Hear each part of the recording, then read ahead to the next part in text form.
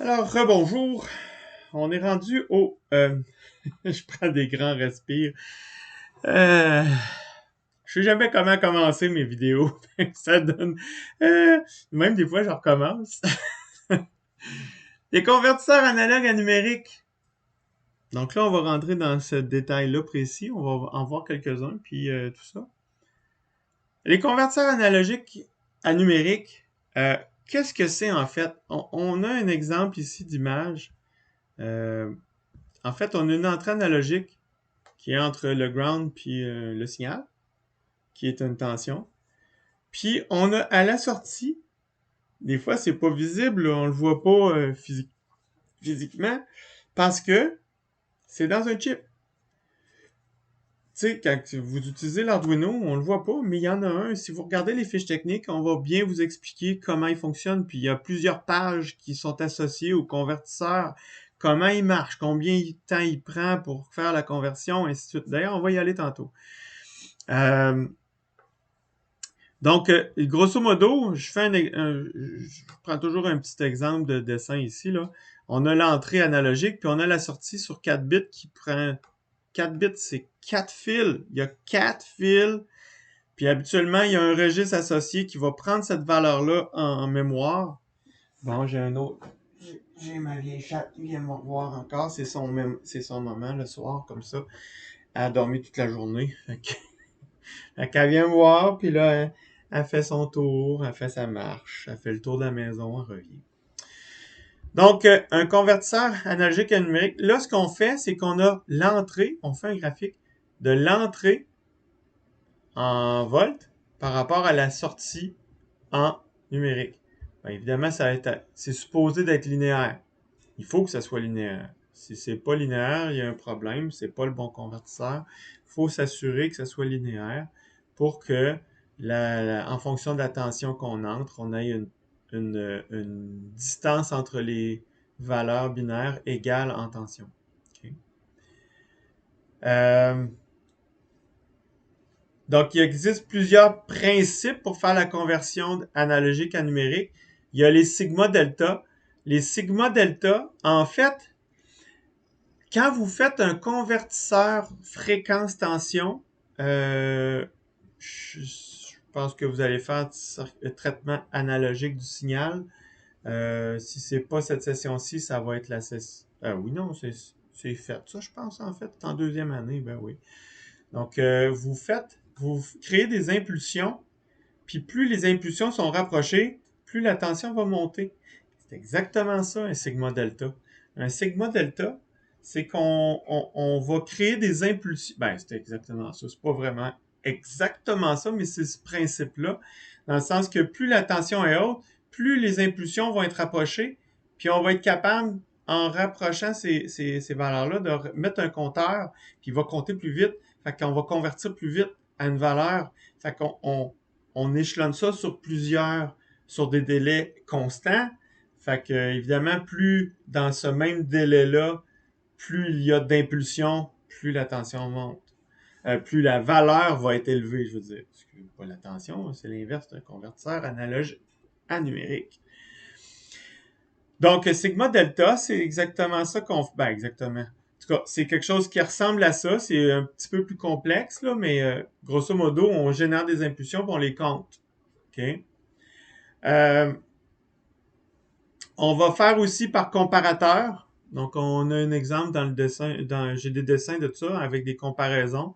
Donc, le problème avec ça, c'est qu'on ne pourra jamais faire un 24 bits parce que si on fait un 24 bits, ça nous prend 2 à la 24 comparateurs. Ça commence à être un petit peu complexe.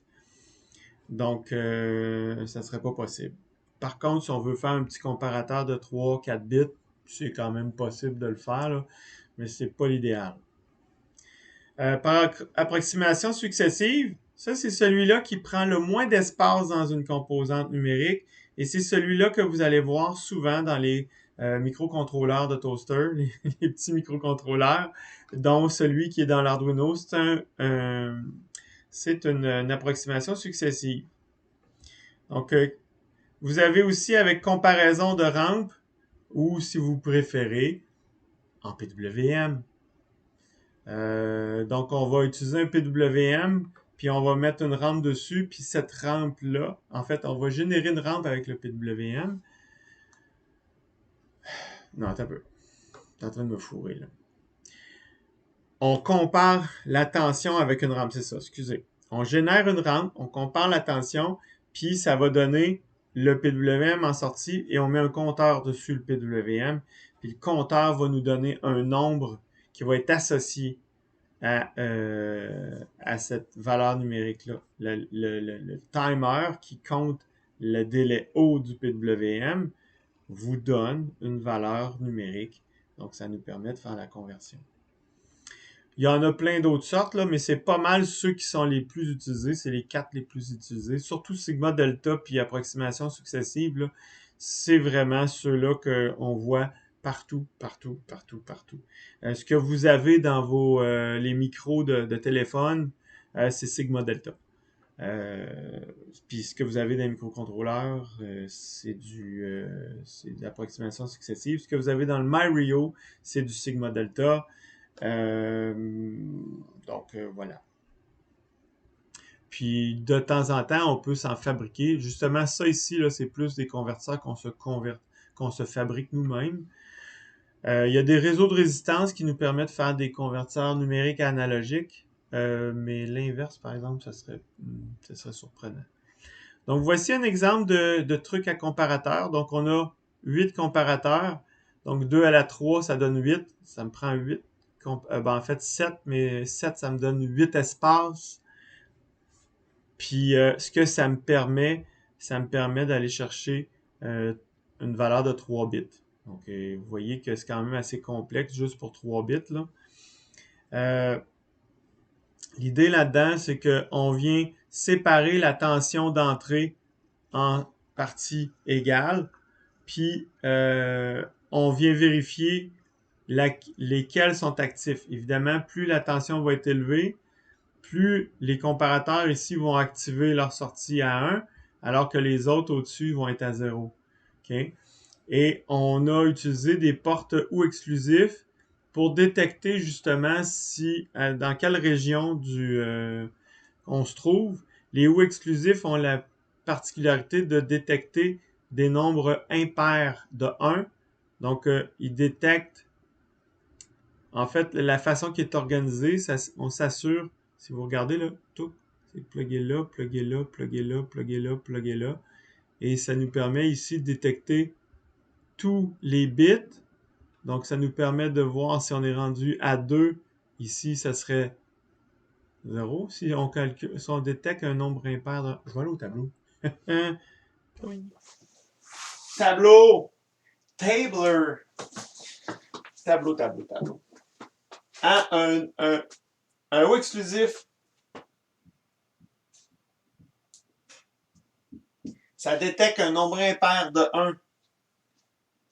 Ce qu'on veut, c'est qu'on veut que la sortie, à mesure que ça monte, compte 0, 1, 2, 3. OK? Donc, voyez-vous qu'à mesure que je vais passer un comparateur, il faut que je détecte un 0, un 1. Il faut que je sorte sur le premier bit, le bit le moins significatif. Il faut que je sorte 0, 1. Quand j'ai 0 comparateur, quand j'en ai 1, quand j'en ai 2, quand j'en ai 3, voyez-vous, quand j'ai 0 comparateur, quand j'en ai 1 comparateur, quand j'ai 2 comparateurs qui sont actifs, okay? Quand j'ai 3 comparateurs, voyez-vous, la sortie du ou exclusif va sortir 1 quand j'ai un nombre impair de comparateurs actifs. C'est pour ça que je mets ça dans un ou exclusif là-dessus. Puis, si vous continuez avec cette idée-là, quand j'ai un nombre divisible par 2 de comparateurs, je mets un 1. Quand c'est pas divisible par 2, je le mets pas. Fait que j'utilise le même principe, mais je vais le décaler de 2 bits à chaque fois. Si je reviens sur mon truc ici, regardez ici. je détecte un nombre impair pour le bit le moins significatif, mais pour ce qui est du bit juste au-dessus, j'en détecte 1 sur 2. C'est le même principe qui est appliqué, mais 1 sur 2. Pouf, pouf, pouf. Pour aller chercher le bit le moins significatif. Puis, aussitôt que j'arrive à la moitié, ben, j'ai juste à le sortir. C'est ce bit-là. Fait que ça me permet de faire un convertisseur analogue à numérique simple sur 3 bits. Évidemment, 3 bits, c'est pas gros, là. Vous pouvez aller le tester. Vous voyez que c'est du Falstad, là. Je peux toujours y aller avec vous. J'ai-tu une fenêtre? Oui, j'ai une fenêtre. On va aller chercher Falstad.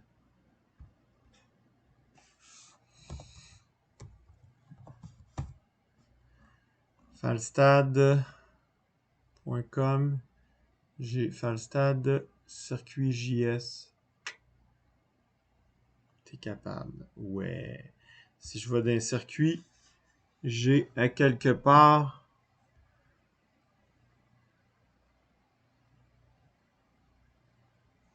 analogue digital. Vous avez le Sigma Delta. Il est complexe, par exemple, à voir. Il y en a, vous voyez qu'il y en a plusieurs, là. Et vous avez... C'est lui? Ouais, c'est lui. Donc, on le voit très bien fonctionner. Donc, on a mis ici une tension à l'entrée. Ce qu'on met, on vient mettre une tension en rampe. Et cette rampe-là, ben, on voit bien que ça fait un compteur. OK? Donc, vous pouvez vous amuser avec ça. Je vais l'arrêter, là. Je vais le garder parce qu'il y en a d'autres tantôt que je pourrais toujours aller voir après. OK.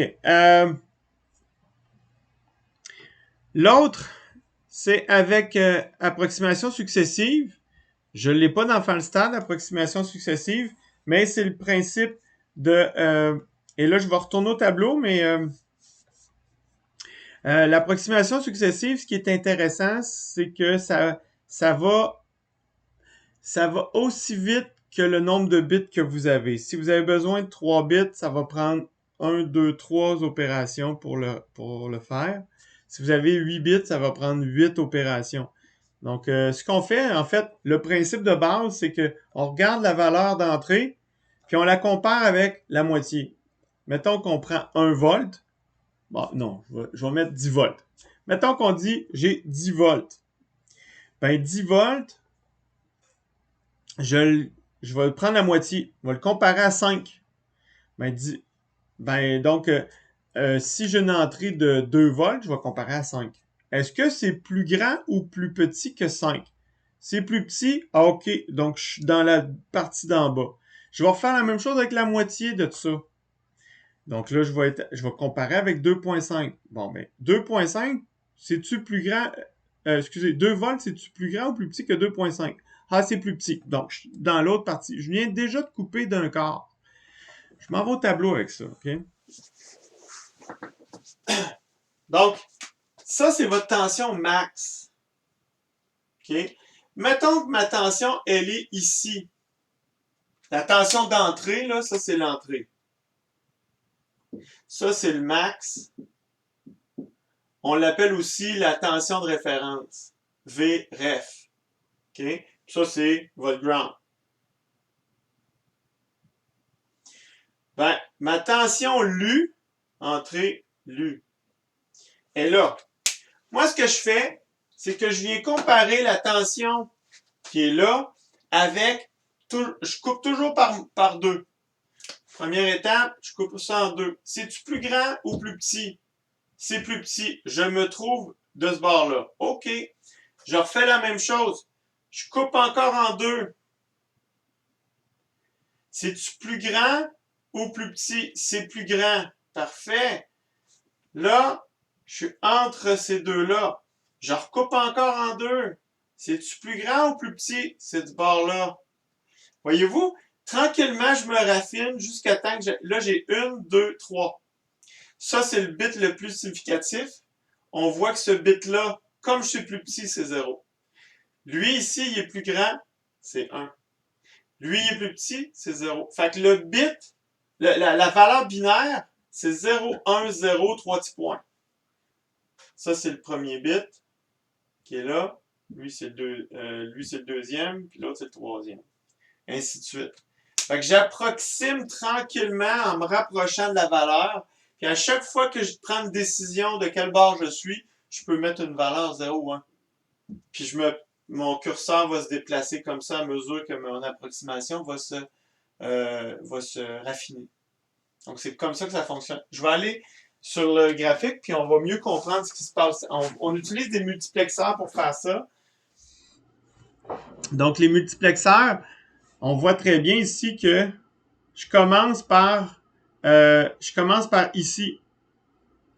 Donc je place toutes pour être capable de détecter si je suis plus grand ou plus petit.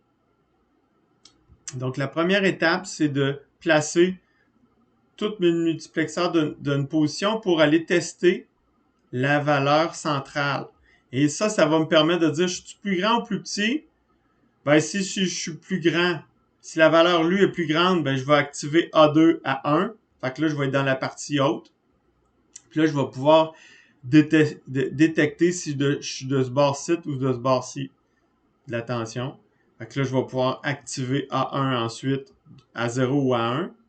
Puis je vais me tasser comme ça. Et ça va me donner à la fin, avec ce système de registre-là, le registre va mémoriser la valeur qui me permet de m'approcher le plus possible de la tension lue. Et cette valeur-là, ça va être ma valeur convertie. Donc, c'est exactement ça qu'il y a dans le microcontrôleur PIC. Puis microcontrôleur d'Arduino, puis la majorité des microcontrôleurs de basse fréquence. Quand je dis basse fréquence, c'est en bas de 16-20 MHz. Là. Lorsqu'on monte un petit peu plus rapide, là, des fois, il peut y avoir du sigma delta aussi.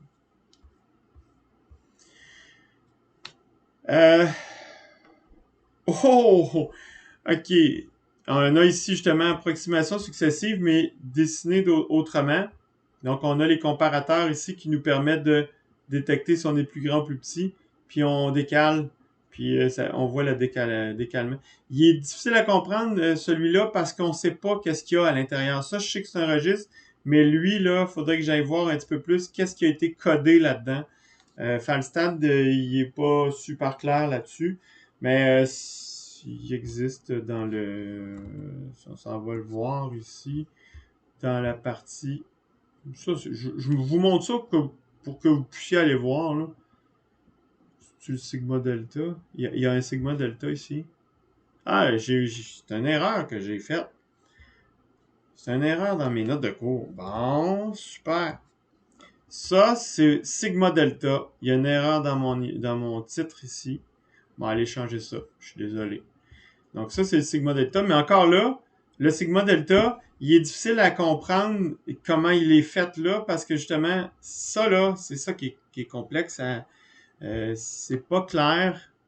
En fait, faudrait... Je pense qu'en double-cliquer, non. Modifier composant, annuler. Je sais pas si on peut aller modifier le... Non. Éditer? Éditer. Non.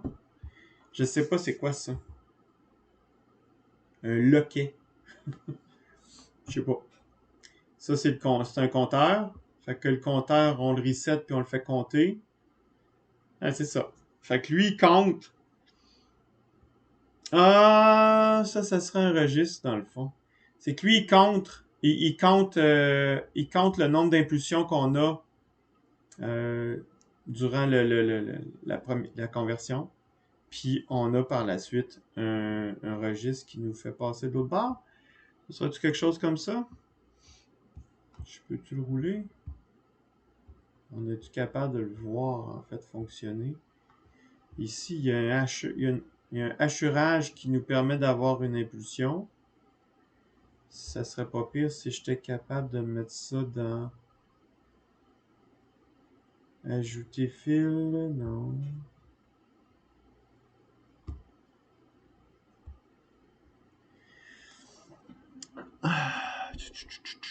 Porte logique, glisser. Ouais, ça a tellement changé, là, Falstad, là, je le connais plus. Je veux pas ajouter une pièce. Je voudrais l'ajouter dans les formes d'ondes. Ah, voilà, visualiser dans l'oscilloscope. Ching. Fait que là, on va voir les impulsions. Si je fais run, tic, tic, tic, tic, voyez-vous, c'est un nombre d'impulsions qui... c'est des impulsions de courant, c'est ça qui est intéressant, qui est spécial.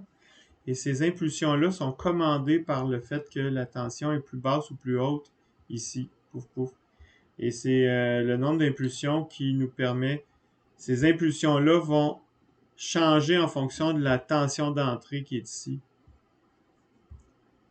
Vous voyez que ça commence à s'espacer un peu, là. Donc, plus je vais être haut, plus ça va être espacé. Donc, ça va faire en sorte que le compteur va compter. En fait, c'est les valeurs hautes qui sont plus longues. Donc, le compteur va compter plus vite. Fait que vous irez voir ça. J'avoue qu'il est un peu complexe, là. Mais en fait, c'est le convertisseur le plus complexe dans la gang. Par contre, c'est celui qui permet de monter en fréquence au niveau de la conversion. Fait que, OK. Je reviens là-dessus. Combien de temps? Ça fait 20 minutes. OK, on a le temps. Les convertisseurs numériques et analogiques.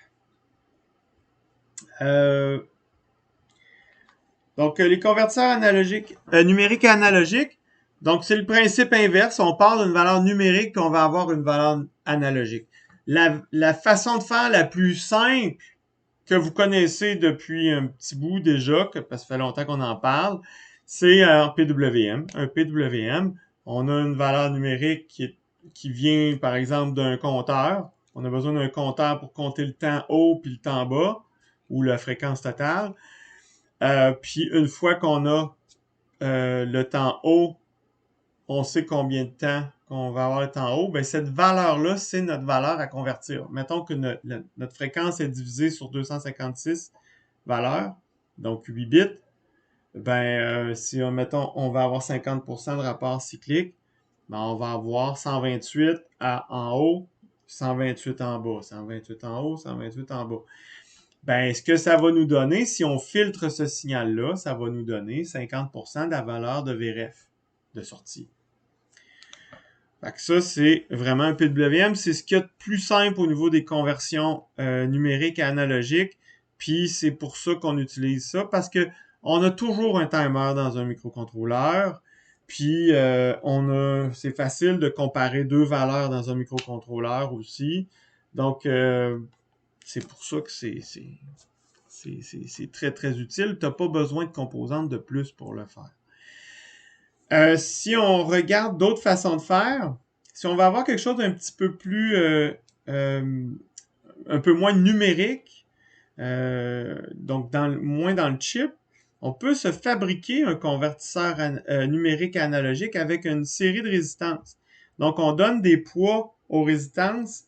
En fait, on se fait un additionneur. Et ce qu'on additionne, c'est des courants. Évidemment, si la résistance est plus élevée, le courant va être plus faible. Fait que ce qu'on fait, c'est qu'on va additionner des courants en fonction du poids du bit. Donc, si le bit le plus fort ici vaut 8, alors que le bit le plus faible qui est ici vaut 1. Donc, 1, 2, 4, 8. Ben, le courant de ce bit-là va être 8 fois plus fort que celui-là. On le voit super bien, le 800 puis 100. OK? Puis ici, on vient ajuster la résistance pour que la tension fonctionne en fonction de ce qu'on veut avoir. OK? C'est juste un rapport. Ouais, c'est ça. C'est juste le rapport qui fait que ça fonctionne. Donc, c'est tout simplement un additionneur. Puis ça nous permet de faire un convertisseur numérique à analogique assez simple, merci. Surtout si vous avez en plus un comparateur à l'intérieur d'un microcontrôleur, par exemple. Vous pourriez avoir un comparateur, puis ça vous permettrait de faire un convertisseur en rendant les valeurs très, très précises, en prenant des valeurs très précises de résistance. On est capable d'avoir un convertisseur super précis, puis on n'est pas limité par la vitesse du compteur. Il n'y a pas de compteur là-dedans. OK, c'est direct. On a une autre forme de réseau de résistance, on l'appelle le réseau R2R. Ce réseau R2R-là, c'est une autre façon. Donc, en organisant ce réseau-là, puis ça vient aussi de Falstad, on le voit super bien. En organisant le réseau de cette façon-là, vous voyez bien R2R, R2R, R2R. Donc, 50, 100K. On peut prendre n'importe quel rapport de résistance en autant qu'on ait une valeur puis le double. Okay? On pourrait prendre 500 ohms puis 1K. Bon, ça serait pas bon, là, mais mettons 5K, 10K, 5K, 10K, ça marcherait aussi. C'est juste une question de rapport. C'est le rapport des courants. Évidemment, ce qui changerait, c'est cette résistance-là qui vient rebalancer pour avoir la bonne tension en sortie. Donc, ce qu'on fait, c'est qu'on vient mettre une valeur ici pour activer ou non le signal. Donc, soit qu'on vient mettre le signal dessus, soit qu'on le coupe. Fait que le courant qui provient des résistances va être mis dans le chemin du comparateur, pas le comparateur, mais de l'ampli-up ici. Sinon, ben, le courant n'est pas pris en compte. Donc, c'est ça le principe ici. On voyait que ça prend quand même une commutation. On pourrait faire cette commutation-là avec un transistor. Ça marcherait aussi. C'est vrai qu'on aurait pu faire ça. Falstad, il permet de simplifier un peu le fonctionnement. C'est juste le principe qu'ils veulent expliquer avec Falstad. OK.